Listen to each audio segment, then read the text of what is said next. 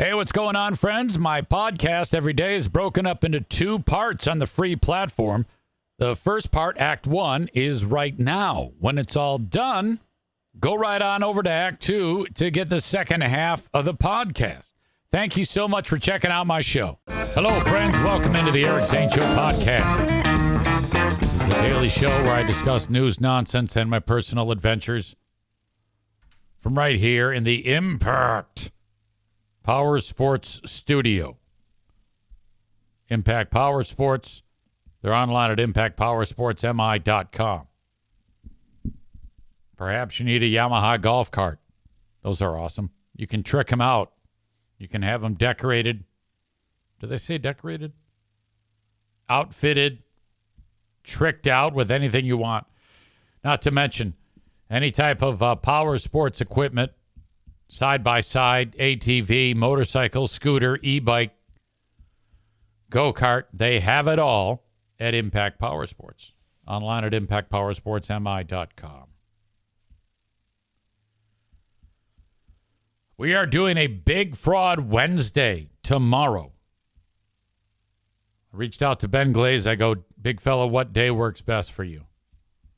Wednesday or Thursday? He said Wednesday. I go, that's fine. Okay.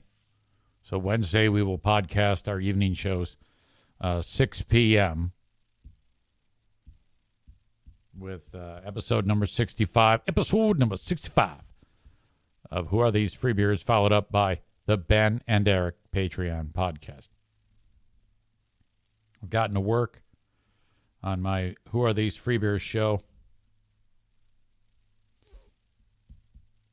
I parked on a number of things. In fact, I'll feature something right now to kind of get us warmed up for tomorrow's Who Are These Free Beers. A lot of awkward here in this particular clip that I'm talking about. Free Beer is setting up like an audio clip to play. And I guess there was a video that was making the rounds of a small dog chasing a bear that had wandered into the house. And the dog, ran up to the bear, and the bear ran away. And so that video was making the rounds. And so Free Beer is setting up the clip. And I don't know what was going on here, but this sounded pretty awkward and clumsy when he was setting up the clip. Check it out. This family's house was being threatened by a bear. Now, if you have a dog and your dog goes after the bear, you hope the dog scares off the bear, but you'd be very worried for your dog. Yes, definitely. Like if you had a lab or a retriever or a German shepherd or a whatever, big dog. But what about a 6-pound Pomeranian? Who you like in that fight? There's a lot of dog in that fight.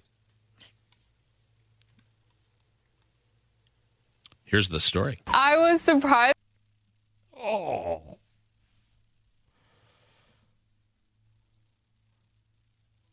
Okay, let's take a deeper dive. I'm jumping right into the middle of the clip. Something was really wrong with that. I don't know if you noticed. Whatever, big dog. But what about a 6-pound Pomeranian? Who you like in that fight? There's a lot of dog in that fight. Here's the story. I was surprised. That's unedited. That's.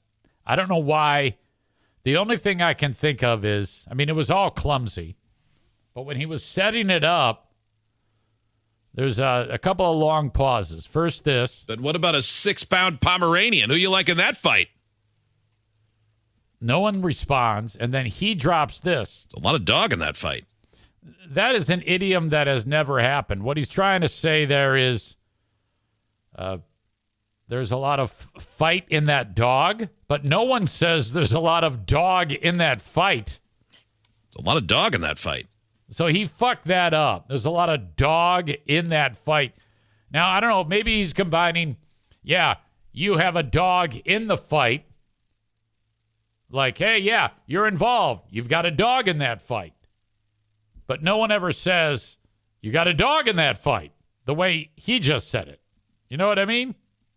There's a lot of dog in that fight.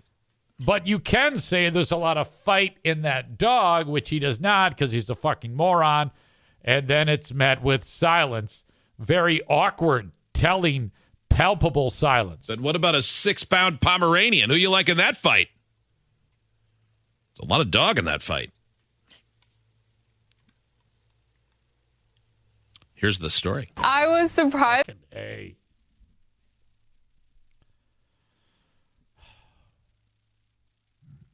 Ben points out nobody says a word. Bob says, did he mean to say a lot of fight in that dog?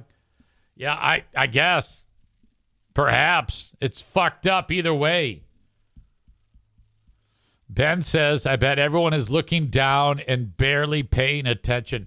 I think I need to go ahead and pull the actual video clip of that just to get, because that might be part of Freebeer's complaints of, hey, I'm alone here. No one is contributing. And I mean, I don't know, maybe not.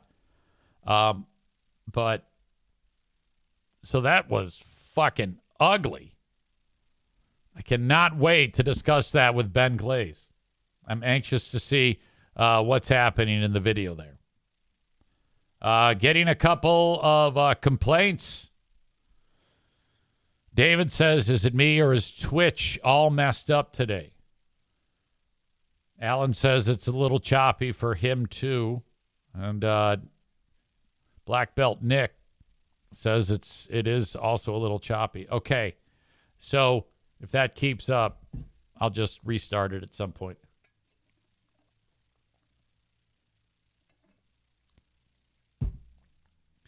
Wednesday, Big Fraud Wednesday. If you want in, you can get it at patreon.com/Eric Zane. Sign up for 7 days free.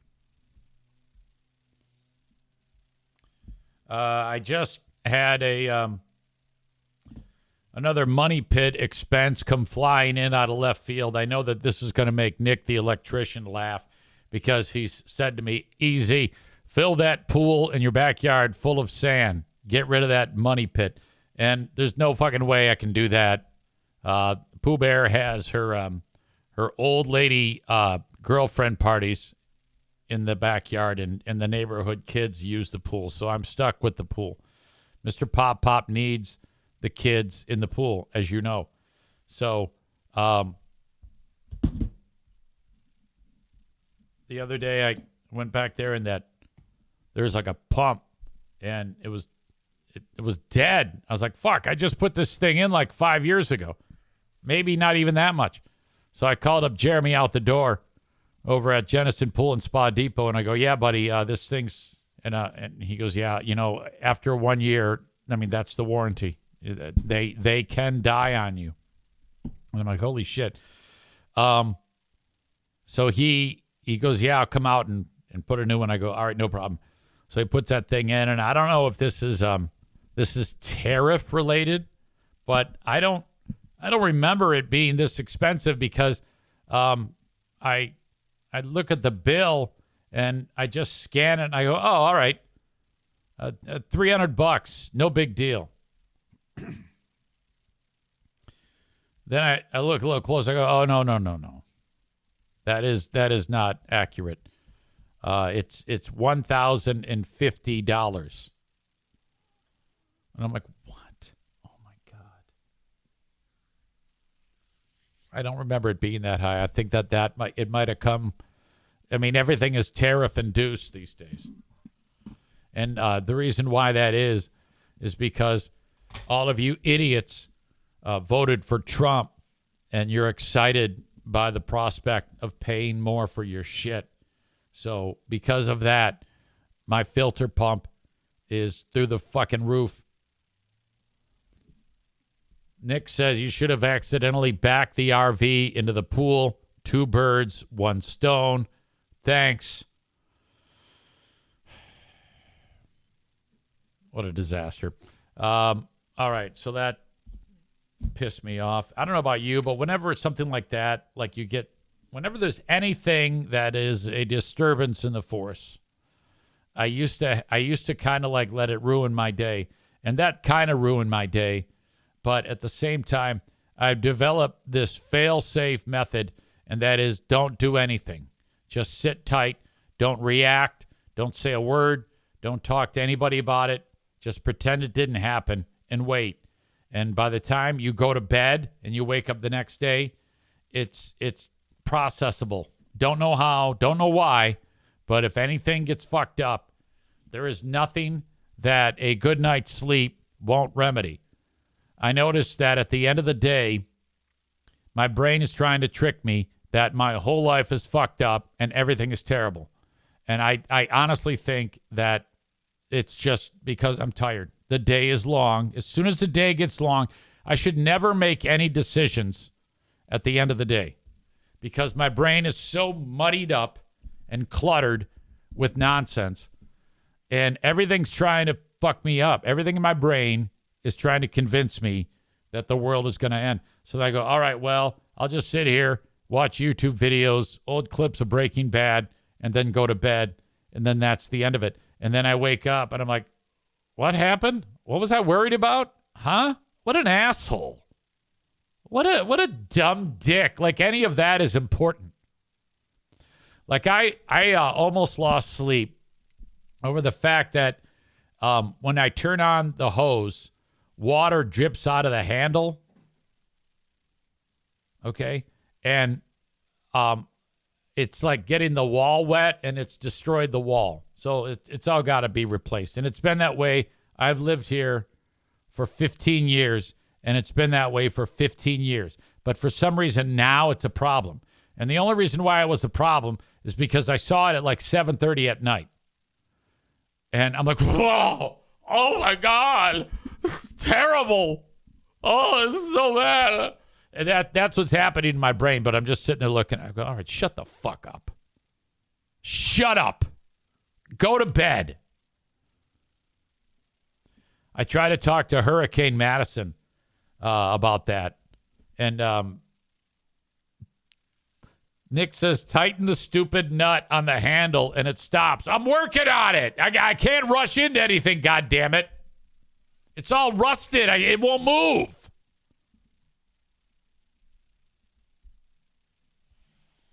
It's not my fault I'm not mechanically inclined like you.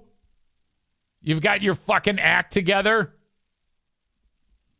Man Bun Chris says Madison would give the opposite advice. You're exactly right. Like when she was having the meltdown the other day, that was a level 2, category 2 Hurricane Madison making landfall, Hurricane Maddie. She kind of smiled when I said, all right, because she was coming out of it, you know. And I go, all right, this was only a category 2.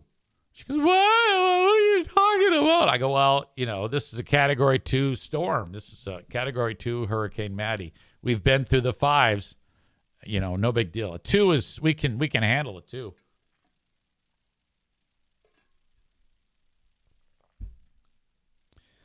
All right. So, yeah, I get pissed off, go to bed, wake up, the world is better. Last night, we wrapped up the Heroin Diaries and on the Big Fraud Book Club on Patreon. And we had a lot of great conversation about this book. We went about 40 minutes. I just published the audio for those of you that are audio only on Patreon. And we all agreed that this is a book worthy of your time. So if you want to read the Heroin Diaries by Nikki Sixx, we all had an excellent experience. It was a worthy introduction to book club. Some of you are on book club and you're reading the books and you don't want to participate in the Zoom, and that is totally cool. Maybe you just like the conversation about the book that we're reading when it's all said and done, and that's outstanding. We had about 6, 7, 8 people that were in there yesterday discussing the book. Murder Lover Linda has this shit internet, and she's trying to make good points, and it was all choppy, and it's like, come on, what the hell? Molly says the books that you all pick are too long for me to comprehend. Yeah, I don't know. I thought that the Heroin Diaries was a pretty average length. I don't think that the length of the books is the problem. If we're having trouble comprehending it, it would be the actual what is being discussed inside of the book. And this was definitely far from rocket science. It was Nikki Sixx talking about the copious amounts of heroin that he's doing and all of the ridiculous scenarios that his heroin use got him involved in, and the trouble that it got him and Motley Crue involved in. It was a not exactly like War and Peace or anything like that.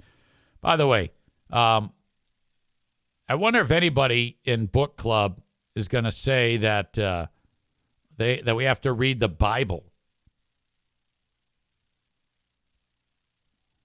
There is no way in hell that I would read the Bible. I have tried to read the Bible like 2 or 3 times, maybe even more than that. And I don't want to say anything. I mean, I'm not intentionally trying to stick my finger in the eye of those of you who read the good book or have read the good book, but it's really a drag. It's not a page turner. The only time, there was a time when I used to get up for work at the radio station. And this is when I was like super Catholic. And I would sit down and there would be the day's readings. It's a true story. Fucking 4 a.m. I'm there with my Bible. And it says, all right, these are the day's readings. And I guess if you follow a certain track, you can read like the whole Bible in like 2.5 years or something like that. Just by, and the Catholics put out the day's readings to read. And so I would sit down and I'd read them. And so I would read the good book, and it was all full of outstanding things to live your life by. And then I would close that book and I'd go, man, let's get out and attack the day. And then I would, half an hour later, I would be calling people fat on the radio. And that was crazy. I'm like, how the hell? I mean, you can't do both, right? Or can you? Can you read the Bible and say, man, I love all this. This is great. I love my fellow man. I can't wait to get out and have a great day loving my fellow man. And then start talking on the radio about how ugly someone is. I think that's worse. That's like the worst type of thing you can possibly do, right? And I remember that I used to hang out with this dude. We used to go running. I don't want to say his name, but at one point he goes, so I've listened to you, and like we'd be talking religion. This is like we'd go for runs and have these long, drawn-out talks while we're running. And he's like, how do you come up with this? Because I mean, how do you balance this? The equation is practicing Catholic, tell people to go fuck themselves all day long. How the hell is that? How do you rectify this in your brain? Like, well, yeah, and I'm making up all these excuses, but yeah, I don't think I can. I don't think that's anything you can do.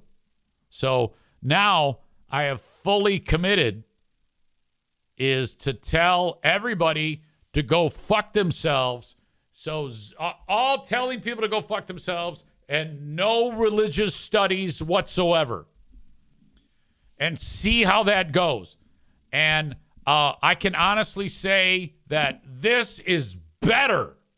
This is 1 million times more fun. Now, this is the way to go. So if you want to have a successful, fun, energetic, carefree life, tell everybody to fuck off and no religious therapy whatsoever. I think that's the formula for winning. You know somebody's going to take me serious about that. You know that's going to be a There's someone who's got to be mortified with all of these comments. Man Bun Chris says, check out what my Catholic college teacher told me, Mom. Yeah, this is all a case study of how to lose a job. There is if the wrong people watch this podcast affiliated with the college that I'll be teaching at, I'm dead. There is no way in hell that this is going to work. Hey, stand by because I hear Darla in the other room and she's whining. So I'm going to go get her. Okay, so stand by. I'll be right back, you know. She locked herself in the bathroom. Yeah, I'm not sure about that. That would be something. I think that would be the one for the ages. If I actually, because I don't think that is part of the equation. If you are an instructor at that school, even like an adjunct professor like myself, I mean, can you imagine if they're like, yes, you are just too much of an asshole to keep this job. You are too much of a dickhead on your podcast to be employed here. I was like, are you kidding me?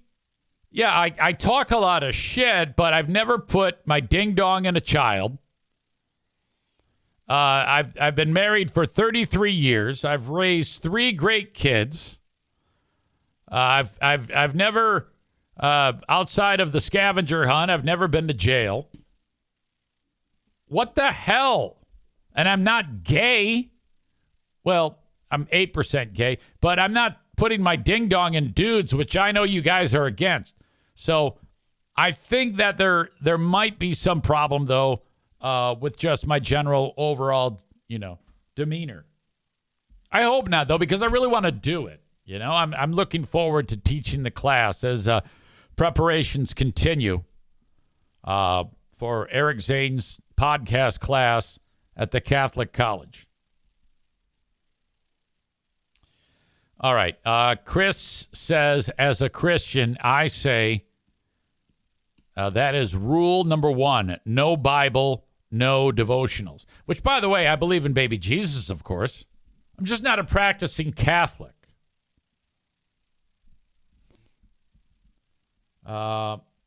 Rebecca says, nope, no Bible. Nick says, yeah, I'm not reading that either.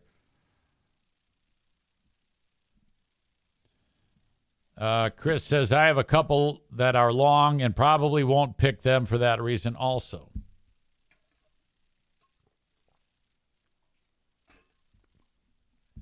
Jeremy says, I can't wait for that rant to show up on segment 18.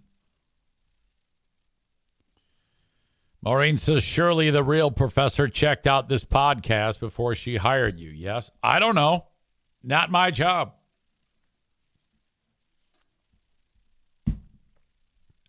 At the end of the day, there is no one that can deliver the expertise that I will deliver. It's a class on radio and podcasting. These are 2 things that I could talk for hours about. Despite years of experience, I find myself nervous about it. Murder lover Linda is here. She says, you told me you'd put it in Annabelle the doll, though. So Linda had a little bit of background here. She has been texting me, and she talked about it when we were on the Ben and Eric Patreon podcast, about that Raggedy Ann doll, Annabelle. How she says it's possessed. And who was the comedian? Was it, I forgot which comedian. Was it Matt Rife? Who I guess bought the house that the damn doll is in. Out of the blue, she writes, Ed Warren tells the real story of Annabelle. Must watch. She says, the story starts at about 16 minutes, 20 seconds, about a 10-minute story. You'll want to scratch your eyes out because he talks slow and takes forever, but it's interesting. Just put it on while you're doing something else. She writes that in all caps. And It was so fucking bad.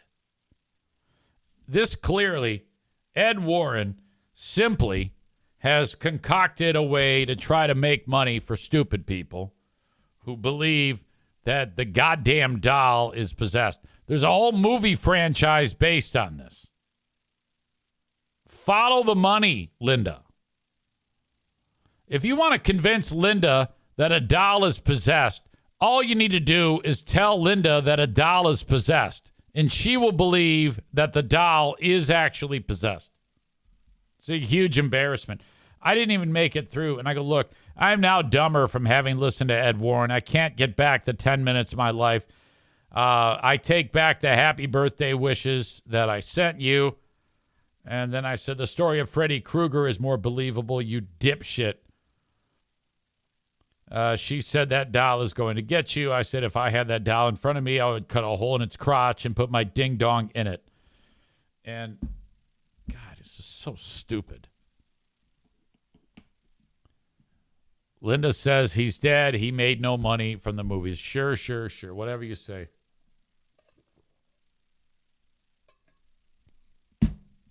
Maureen said that Matt Rife is going to die. That's the dude. Comic, I guess. All right, if you say so. All right, so Big Fraud Wednesday, Big Fraud Book Club was yesterday, podcast school, pool filter, those things. I wrote those down as notes, things that I have to talk about. I'm going to be upfront with you. There's a fairly good chance that this show is lean. Tell me if I'm in the wrong here. I go for a walk, and all the kids in my neighborhood, by the way, they tend to be outside in the summer. We have I don't know what it is, but it seems like the parents are like, yeah, get outside and play. And that's good, you know? Like in the cul-de-sac, they took sidewalk chalk and during the whole cul-de-sac, it's fresh asphalt, and they made their own racetrack. And they're all on bikes and scooters, and they're running, and they're actually doing physical shit, all these kids. So now my goal is to get them all in the pool, like you guys have suggested, okay? But they're all playing, and you know, half of them got road rash because they're falling off, and then they get in a fight, and then it's just incredible how active these kids are.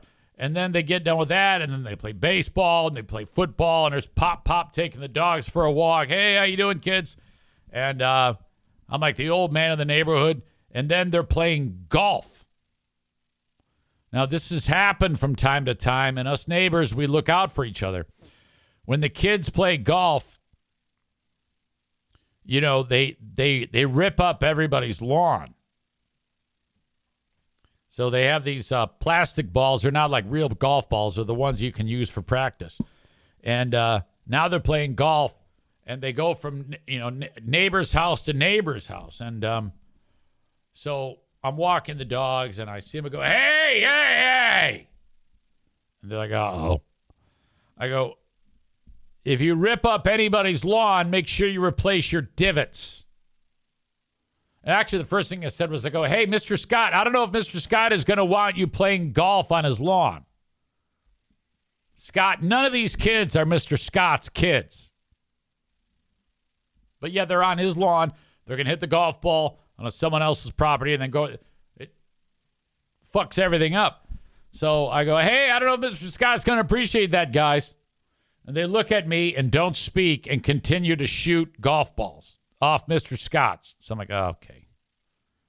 That's the equivalent of just giving me the finger. Sure enough, kid shoots in this huge, it looks like a bass jumping out of the water.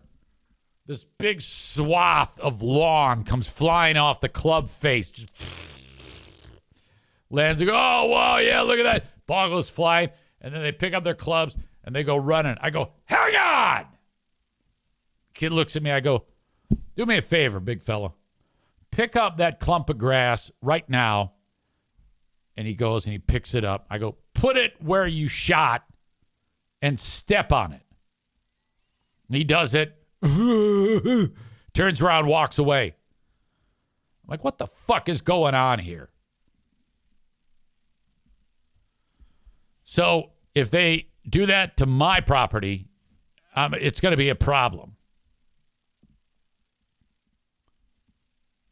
How do parents not know that that's happening?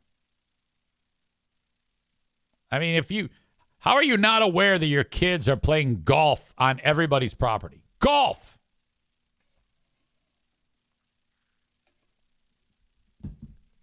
Terrible interaction.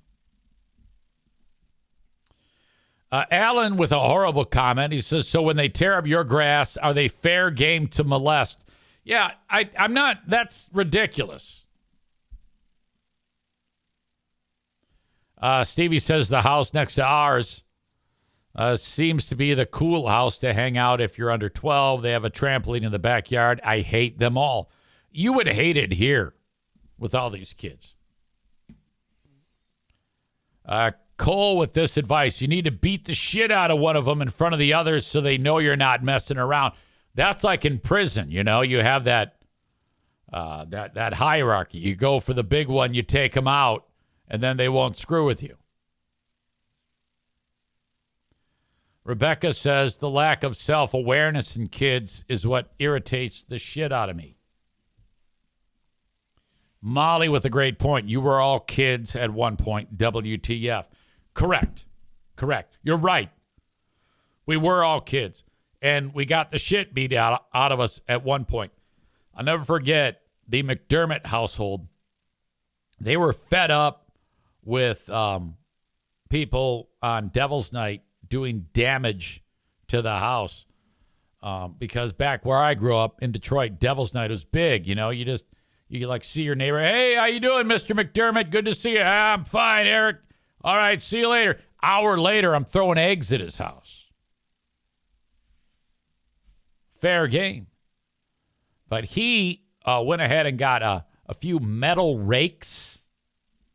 You know, not like a rake that you can just rake up the leaves with, but one you can actually move dirt, which has those metal spikes, those tines.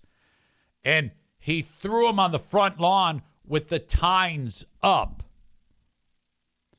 And my brother and Mr. McDermott's son, John, are wandering through the neighborhood. Toilet paper in the trees, eggs. We would raid other people's gardens and get their rotting vegetables and throw those. When I finally left Metro Detroit, nowhere else is this a thing. And I'm like, what the hell? This is more fun than Halloween. And they're like, no, we don't do that here. I go, that's ridiculous. Becca Shea says Devil's Night was like the Purge. This is true. So anyway, my brother Jim and John McDermott are destroying people's shit, and they run across McDermott's property. Mr. McDermott's left those goddamn rakes there, and John steps on one, and it goes through his fucking foot. Like full impact running through the yard, you know, whatever, after destroying someone's property. Steps on the rake. The tines of the rake go through the bottom of his shoe, through the bottom of his foot, out the top of his foot, out the shoe. He falls. Now he's got a rake attached to his foot. He's screaming bloody murder. My brother Jim says, see you later, and fucking books it across the street, comes running. He goes, Mom, John got a goddamn rake through his foot. She's like, what? Where? On his front yard. And she's like, well, okay. Well, he's not far from help. It was the last we ever heard about it. How did I get on that topic? Oh, because the neighborhood kids are golfing. And Pop is kicking ass. So, all right, that happened. I don't know if the moms or dads are aware. I think they should be, you know. And then we had an incident last night. Pooh Bear comes in, and there's a sweet little girl we just love. And I guess we would just say developmentally disabled. And I'm not going to say any of the mean words that I normally say because I love these people dearly. But anyway, I'm sitting there in the driveway, and Pooh Bear comes in. She goes, yeah, I just saw so-and-so coming out of our backyard. And we got this gate that kind of latches, but not really. And you have to have it when you have a pool. And the kid, I guess, was in the yard. I'm like, are you kidding me? Oh, my God, this is terrible. And so the kid now is gone. And I go, oh, we got to tell Mom. And so Mom happened to be in the front yard. And it was no big deal. Mom, I mean, we talk to these people all the time. They're great. And it was taken care of. But I said to Pooh Bear, I go, because she actually saw it. And I go, well, I'll go over there. And I go, well, wait a minute. You saw it, Pooh Bear. So why don't you run over there and talk to Mom? And she goes, I'll just text her. And I'm like, why? What the fuck? What is the big deal? Just go over there and talk. And she had gone to the grocery store. I go, I'll put the groceries in. You take care of it. She goes, okay, I'll text. She goes in the house, comes out, and Mom is still out there. I go, did you text her? It's just happened. No. I'll go over there. I'm like, what? Goes over there, takes care of it. So kid issues in the neighborhood. They're cool. I don't want anybody to get the wrong idea. I've made a point when I'm doing this rant to try not to be an asshole. I mean, outside of watching kids destroy lawns with golf clubs and me saying, hey, put that divot back. I don't think I'm in trouble for anything. I sometimes worry about that on the podcast. But I don't think that replacing the divot does enough to fix it. That doesn't necessarily mean that that's going to look okay. It might look like shit. It might not take, you know. I don't think kids should be playing golf on the neighbor's property. You know, I think that that's something that Mr. Pop, you know, if somebody has a problem with me bitching about the kids playing golf in the neighborhood, I'm going to be like, well, look, man, the kids should not be swinging golf clubs like I can't even think of a golfer. Rory McIlroy. Or who's that dude that just won the Open Championship? Scotty Stifler? Scotty Stifler? What the fuck is that guy's name? Isn't it Stifler? Stafford? Yeah, go to the golf course. Take your kid to the golf course. Nick the Black Belt says, I used to be Stevie level with kids. My son's really changed that in me a lot. I've become more patient and friendly with all kids. Scotty Scheffler, that's his name.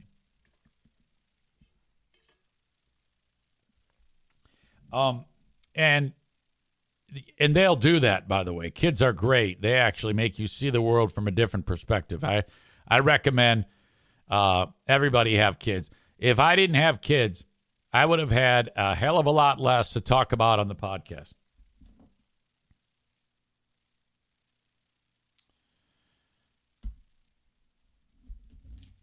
So that's why it's been so fantastic for me. Becca Shea says you would probably be dead if you didn't have kids. Probably. Cole says I should have made the kid eat that divot. David says you're not in the wrong this time. Molly says this is crazy. People bitch about kids being on video games, but when they go outside and play, they get bitched at. You want them silent and in the closet. Well, I didn't say that. I said that the neighborhood was great because the kids are outside. I don't know how you made that assumption, Ms. Molly. I simply said I don't like the fact that they're ripping people's lawns up. That's all I'm saying. Are you the type of person that hears one thing and then fills in your own blanks? And then like blurts it out like that? Because it sure as hell seems like it. I didn't say anything to that effect. All right. Cole says golfing on someone else's lawn is not playing outside. Well, no, it is. All right. You're stupid, too. It is playing outside. But if they do it, they got to do it in a place that they can, not on some guy's front lawn. Do something else. Stevie says not run around screaming like banshees all afternoon and evening. I like screaming in the neighborhood. I don't have a problem with that. Stevie's kind of a witch. You got to let these kids burn off that energy. You got to let them have those relationships. You got to let them have fun. That's the fun shit that goes down. I 100% disagree with that. I want the kids outside. Football, baseball, basketball, golf, as long as it's not on my neighbor's property or my property. Do it on your own damn property. No, I don't have a problem with any of that. I love activity in the neighborhood. Mr. Pop loves that.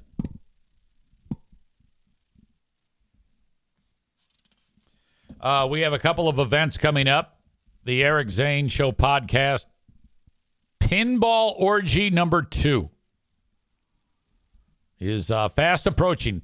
That is going to be on August 22nd at this place, Pinball Land. You're going to love Pinball Land. You go in there, you pay $9, and you play all the pinball, all the stand-up, old-school video games that you can for $9. If you go 2 hours, normally it's $15. $20 gets you an all-day pass. We will be there August 22nd. So the way this is going to work is on August 22nd, that's a Friday, we're going to head over to the Corner Bar in Rockford, Michigan at 7:30, Friday, August 22nd. We're going to eat, have something to drink. You will, I won't. And then we walk down the street just a couple of blocks to Pinball Land afterwards, and away we go. It'll be so much fun. Pay for an hour, pay for 2, whatever you want. Jeremy says, I'm up to 95% sure that I'll be there now. That's awesome. Nick the Black Belt says, I hope so. Looking forward to meeting you. Molly says, easy. I'm sorry I was listening to you, but I hear my coworkers also. Okay, fine.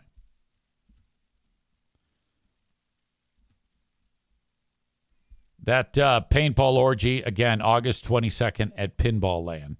Something else that I have going on is September 6th. Paintball War number 25 at TC Paintball. RSVP to both of these events on my Facebook page, or if you are not into Facebook, send me an RSVP via email, eric@ericzaneshow.com on the Shoreliners Striping inbox. Paintball War number 25, the September Slaughter, is a Saturday affair, Saturday, September 6th at 5 p.m. Join me there, and the rest of the crew will have a pizza party with BC Pizza to get it all started. Hang out, and then paintball fun. $35 gets you the paint, gets you the mask, gets you the gun, gets you the field time. If you want more paint, you can buy it. I will see you at Paintball War number 25, the September Slaughter, with my friends at TC Paintball, Saturday, September 6th. Okay. I'm going to take a quick break and come back with more. Thank you so much again for being here, and stick around. All right, that is Act 1 of the podcast. Act 2 is available right after this one. Go check it out. What are you doing? Don't miss a second of it. Thank you so much.